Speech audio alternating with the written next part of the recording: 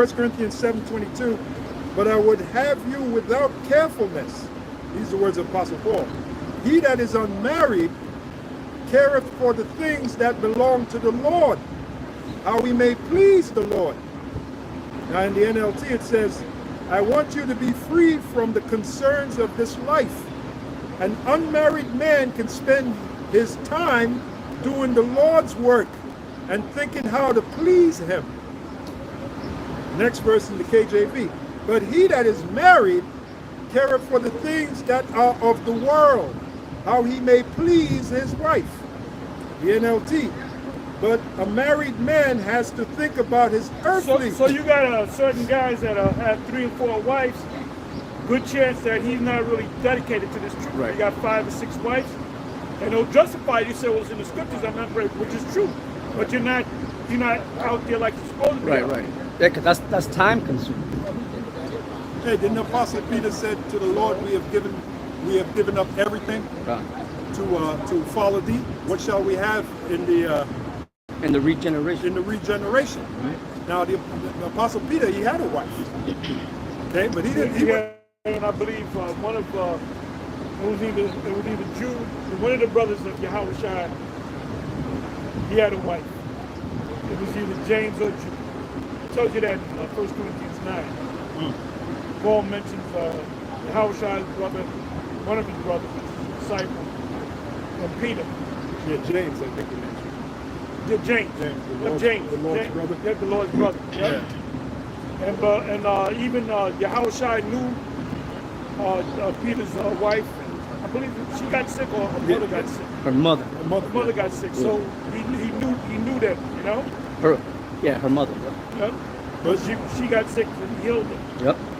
But you better believe Peter, with the position he had, he wasn't spending too much time with his wife, if possibly, if any. You know, because he was so dedicated to the ministry. I mean, after all, he was the head. He was the head. Yeah. So you know he had a lot of too much is given, much is what? Required. Much is required. Yeah. So a heavy share was laid upon Peter. So that's a cut to the IUIC, trying to build these marriages and wives and all that. We're not in that time, man. We'll do that in the kingdom. Well, they act like they're in the kingdom anyway. They dress the way they dress. They call themselves kings in the building. We're not kings right now. Right now we're slaves. Okay? It says, I'll read that in the NLT. 1 Corinthians 7:32, I want you to be free from the concerns of this life. An unmarried man can spend his time doing the Lord's work and thinking how to please him. And that's so true. Now, when you got a wife, you know, you got to divide your time. Now you got to please her, especially if you come home and she got a pout on her face. You haven't spent time with me. All you do is spend time with that Bible. That Bible. We heard it, man. We heard it when we were coming up. We had wives. All you do is spend time with that Bible. All you care about is that Bible. You don't care about me. Now you got to go play Mr. Psychology. You got to go in her warped brain and try to calm her down. And we ain't got time for that shit. Paul said, I wish that you can be like unto me.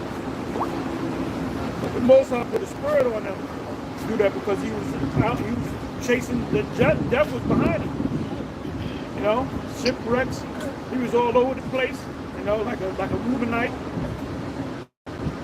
And then these women are never satisfied, man. And that Italian guy said, my man, I never had a good tomato, the kid from Brooklyn. He said, you screw them 2 times a night, they want you to screw them 5 times a night. You buy them a Honda or whatever, they want a limousine. You know, you can never please these women, man. You can never please them. They're like the movie Purple Rain. Yeah. And the song. On the song, yeah. It says she's never satisfied. She's never satisfied, yeah. When doves cry. Doves cry. Maybe you're like my mother, she's never satisfied. And that's the truth of all these women, especially the modern day woman. The modern woman, you can never please her. It's like an empty pit. You can never reach the. You can never please her.